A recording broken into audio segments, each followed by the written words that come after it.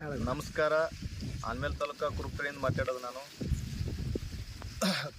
15 ಎಕರೆ ಲಾಗಣ್ ಕಬ್ಬು ಐತಿ. ಮೊದಲ ಕಬ್ಬು ಏನಪ್ಪ ಅಂದ್ರೆ ಇದು ಏನೂ ಇದ್ದಿದ್ದಿಲ್ಲ.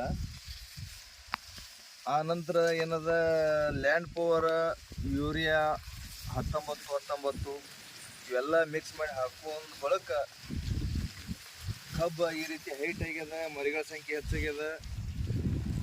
ಕಬ್ಬು ಏನಪ್ಪ ಅಂದ್ರೆ ಕರ್ದಾಗ್ಯದ. ಈಗ ನನ್ನ ಲೆಕ್ಕಿಗೆ ಅದು 3 ತಿಂಗಳು, ಎರಡೂವರೆ ತಿಂಗಳು ಕಬ್ಬು ಅದ.